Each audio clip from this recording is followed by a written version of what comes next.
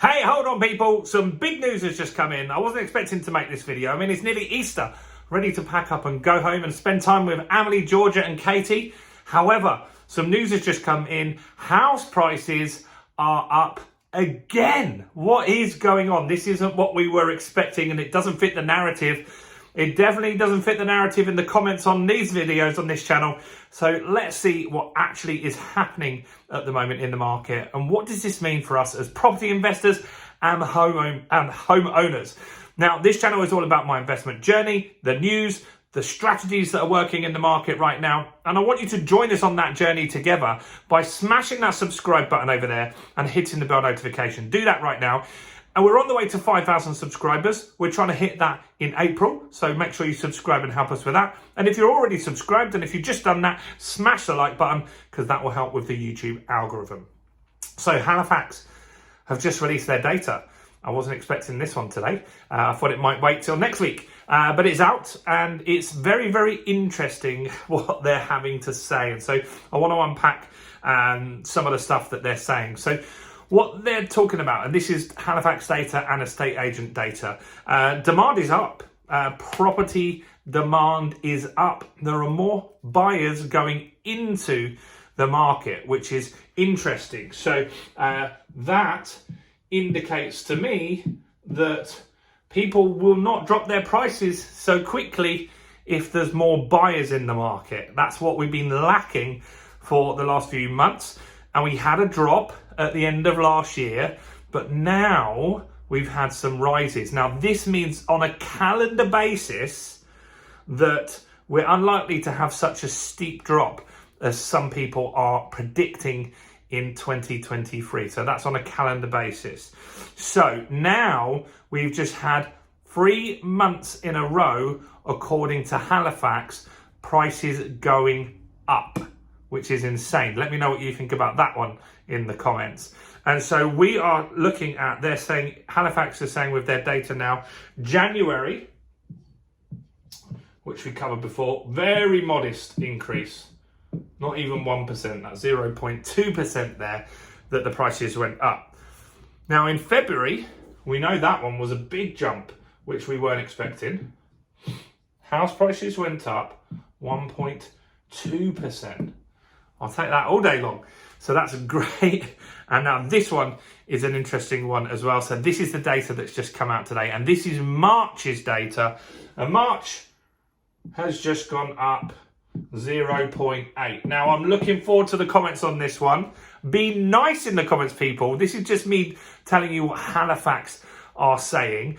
But I have said all along that these mortgage companies, they have more data, faster data than the land registry will get, than the estate agents will get, than any economist will get, because they're really the only people that have all of the data collected, right? So if they're big enough as a mortgage lender, like Halifax, like Nationwide, then they know what deals are going through right now, don't they? They know that people that have had deals agreed today in principle, or they know that surveyors have come back with valuations on properties now.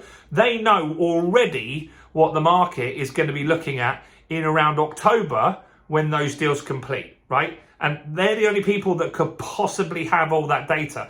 Even big estate agents don't have enough data like that to be able to tell us what's going on in the market. So what they're saying is as well, this is interesting because this will help with keeping prices up. The mortgage approvals in February are up. So mortgage approvals in February are up. And that is going to make a difference because that's going to put even more buyers into the market. Now, what they're feeling is that people are just shifting to different size properties. So look, there is definitely less transactions happening. No one's arguing with that one.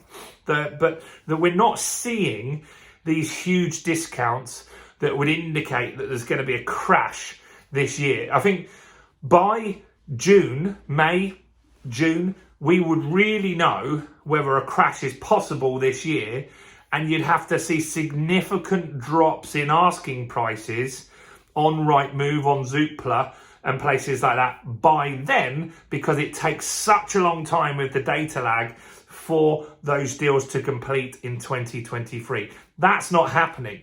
And what it is saying to us, if there's more mortgage approvals, there's more demand, there's more more buyers coming into the market, that's unlikely to happen, is it? Realistically, that's unlikely to happen. Now, I'm not saying that we're not going to have a crash. Don't get me wrong on that. That could just be pushed back till next year. But it could be that people have adjusted. And remember, going into this rise and these interest rate rises, people did have more money in the bank than ever before. Now, that has been squeezed by the cost of living crisis, but that isn't hitting everyone, right? Obviously, a whole load of people are being hit by the cost of living crisis, but it could be that those are more the renters that are being hit, and the buyers of the properties aren't necessarily the ones being hit so much. We don't know for sure. I don't have that data, but it's just a theory on what might be happening. And so this is interesting because so many people are pushing for the market to tumble down, and we're saying that this could potentially be one of the biggest crashes that we've ever had. But we've got data that inflation is likely to start coming down this quarter. We're in this quarter now, April. Let's see. Hopefully we'll get some new inflation data middle of this month, and we'll see that hopefully that the energy prices, because we paid a massive jump in 2022 in March, hopefully now we'll see that that's now gone, and now we'll start to see inflation going down. Now, that doesn't mean your prices are going down. It just means they've stopped going up. But people's wages have been going up for some with inflation, or some below, just slightly below inflation, so it hasn't been quite as bad for everybody. But some people have been absolutely hammered by this. What's interesting as well is rents are starting to slow down. They're still going up, but they are starting to slow down that little bit as well. And for a lot of landlords, they are going to find it difficult when they come off their fixed rate mortgages, and then if now suddenly they haven't put their rent up on their tenant, but the next interest rate rise hits them, and now their payments are going to be significantly more, they're not actually going to earn enough to make that mortgage work, and they might have to put some money in to create some more equity in that property. That's a big concern for a lot of landlords. One thing that is a bit more positive for landlords at the moment is that one big decision on something called the energy performance certificates, where you need to get the rating up to a level C, that's been pushed back, and that's been pushed back until 2028 from 2025. Now, I've spoken to tons of landlords that are considering getting out of the market. For them, they're still going to leave. So that's still their prerogative, because they own it in a personal name. There's just too many things for them that don't really add up. But for new investors, it means there is going to be opportunities. And so if we can get more of a stable market, it's good. And so if we can get a bit more predictability in 2023, and we know what we can just look at data like this, we can't be certain, but what we can know is that we can buy below market value. We can buy properties that we can add value to. We can always do that in a rising or a falling market. And when you do that, you're going to protect yourself in there.